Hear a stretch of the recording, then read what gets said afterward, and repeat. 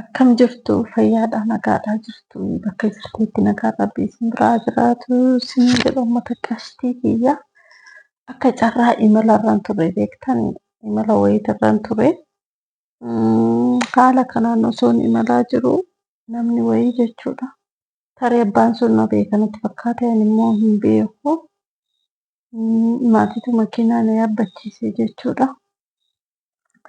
Sanii booda mallaan jedhe seetan isaa nama bira taa'ee yeroo na bira taa'utti bas waanuma nagaa waan akkasii beektan naanaasaa ture jechuudha. Waa hedduu isin waraabuu nan barbaada garuu ammoo beektan jiru Itoophiyaa tan gawaa hunda namaaf hin guuttu osoo naaf mijatee waggaa kiyyallee kabajadhee hedduu akkanatti tura. Mee rabbiin naaf haa mijeessu waan hundaafuu. Mijatu beektan asii yoo jedhan achiin achii yoo jedhan asiin hin guutu jechuudha. Sanii booda namni sun na bira taa'ee maaloo hamma tana maatii kennatu rakkoo wayii keessa jira. Moobaayil baankiingiin kan koonarraa cufame keenaa argisinaan jedhe jechuudha. Hedduu jechuun yeroo sanatti yeroon isa laalu nama nagaa wayii fakkaata beektanii nama miskiina wayii fakkaata. Waan akkasii immoo biraazariin kiyya hedduu na barsiisee ture. Amma biyyi keenya akka Saa'udii tokko onlaayinii akka Saa'udii tokko bartee jirti. Akkam rabbi seerri Itoophiyaa baay'ee amma cimaadha. Maaliif jennaan waan akka akkaman isiniin jedha yaani amma fakkeenya yoo baankii deemtanii kaardii isin ittiin baafattan malee baankii keessa taa'anii ofii kasii baasan sana hin barbaadani. Saniifuu birriin kee fi moobaayil baankiingii bilbila irratti sii galchan jechuudha. Haala sanii ati moobaayilii kee namatti tasa dogongortee jechuudha. Nam bilbila dharreessiin jedhani bilbila kee tasa namatti kenninaan waan qabdurraan adda baatee jirta. Rabbi guddaa. Yoo bulaarree maatirree qabdan itti himaa jechuudha. Waan qabdurraa jechuudha. Gaafa nu bilbili siin jedha fakkeenyaaf bilbila lama godhattee yookaan bilbila moobaayilii keetiin amma Awaash baankii of harkaan qabaa ka Itoophiyaa Nigdi baankii of harkaa qabaa ka Oromiyaa hundumaayyuu fedhatee osoo hin taane jaratu baankii keessatti akkasitti wal qabachiisa jechuudha. Bilbila irratti sii banan fakkeenya yoo namaa dabarsitu yoo namaa sii galu waan akkasii ofii bilbila keetiin hojjetta jechuudha. Malee wanni baankii deemtee dhaabbattuuf hin jiru. Biyyi keenya baay'ee qaroomtee jirti rabbi baay'ee jijjiiramtee jirti garuu immoo rabbiin nagaa nuuf haa buusu malee akkasittaan maal mudannoo akkasii argeen isiniin jedha. Waan hedduudha mee rabbiin naaf haa mijeechuu yoo naaf mijeeche viidiyoon isiniif hojjechuu barbaada. Akkasiin isiniin jedha uummata qashtii kiyyaa akkasitti gaa waanan dhaabbadhee bishaananillee gaafa rakkadhee dhugu dhabee oolee garuu waan baankii keessatti yeroo hunda jechuudha. Bilbila kee namatti kenninaa waan qabduun adda bahinaan jedhani sun tizzi waan na jedheef waan yaaddeefan nama sanatti kolfee tanaan moobaayil baankiingii sila ni ergifamaa hin jedheeni. Ni ergifama maal lubbuu yoo rabbiin nama keessa kaa'e yoo namni namaaf dabarsinaan hin jettu hin jedhe achiin abbaan sun rifatee jechuudha. Amma na biraa buuttu iddoo garagalee na laaleen narraa achi garagalee deeme. Kanaafuu maatii keetiin chaniin obbolaa keessanii warroonni biyya hambaa biyyatti haala saniin godhattan beektan namuma sin beeku namuma natti dhiyoo jettutu nama si jala kaayee si xoqqomee akkana jedhee nama sitti agarsiisa.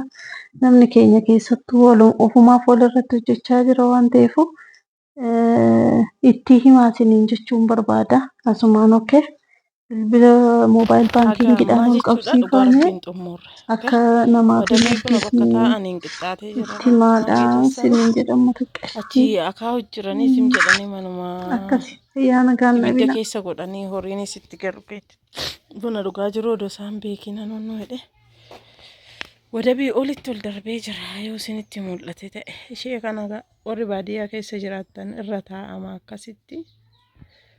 Wayyoo ganaa immoo kana sorree matootti naqne daaksifama hedduu takka dadhabe. Waa hedduu immoo akka hin waraabne akkam ta'e seetan wayyoo. Chaarjarii hedduu rakkisaadha teessee akkasitti waraabbachuuni. Akkasiin isiniin jedha warri argitanii of kalaa jedha.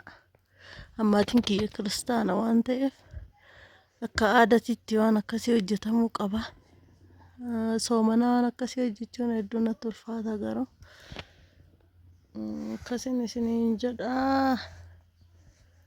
Wayyoo yaa Rabbii. Rabbi sinaa of kalchuu nuun jedhaabis. Of kaltii barbaanna waan ta'eef waa hunda duraa. Gaa'illi ka eenyuti ka jedhamu sun yooyi. Uummata qashti matoo lama.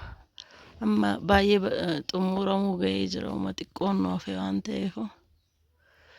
Akkasii kaleessa mana baaburaa oolleeyyuu daaksifnee isa dheengaddaa sana gallee turre. Akkasii chaarjariin qabu bilbilee na bira hin jiru silaa mana baaburaatitti isiniif waraabaa ture.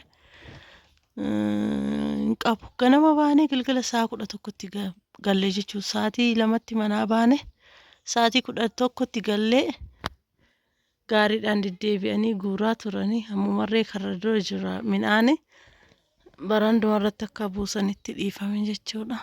Hojiin baadiyyaa hedduu takka ulfaataa isiniin jechuu barbaada waa hundaafuu akkasuma taqashtii taalloonis na qabe soomannis na dadhabsiiste. Arree sanbata guddaadha moo sanbata xiqqaa jedhaman beeku garuu akka Itoophiyaatti guyyaan har'a 29 borumoo har'aa sanallee waa quban qabu. Idil Mubaarak kabaranaa kabara garee baga isin ga'e ilaayidiin jedhani biyya Arabaatitti biyya keenyatti waan jedhamu hin beeku. Ilaayidiin akkasuma miti akkas isiniin jedha uummata qashtii kiyya. Inni dadhabee rifeensa duwwaa jira. Rafeen jira jechuudha. Gaduma ciise isaan achi akaa'u narraa fuunan ani immoo isa kana achi as guuraa ture jechuudha. Shamara hedduu hin qabnu siistarii takka ana wajjin nam lama qofa jechuudha. Saniif osoo dubartii baay'eessanii dhalanii gisee kana osoo dubartii hedduu qabaanne dalagaa irratti silaa harkaa wal qabna. Baay'ee tokko gaariidha. Alhamdulillah waa hundaafuu yaa Rabbi laka alhamdu shukurti ishee tanayyuu faaronta Rabbiiti. Isiniin jedha. Hedduu yaaddaa ture dhugaa Rabbi ashaaroo kana ashaaroon hedduu na yaaddichi na hiriirsaa ture jechuudha. Midhaan calleessu ashaaroo hedduu takka yaadde maaliif ankuroo nama si hunkuraa absiloo namatu si cabsaa bishaan illee afoosha waan ta'eef afooshaan dhufa akkasiin sinii agarsiisaa gaalli ka eenyuti tarii ka eenyuti akkasii na daawwadhaa isiniin jedhaa. Fayyaa nagaan dhabinaa bakka jirteetti nagaa Rabbii isin biraa jiraatu isiniin jedha uummata qashtii kiyya.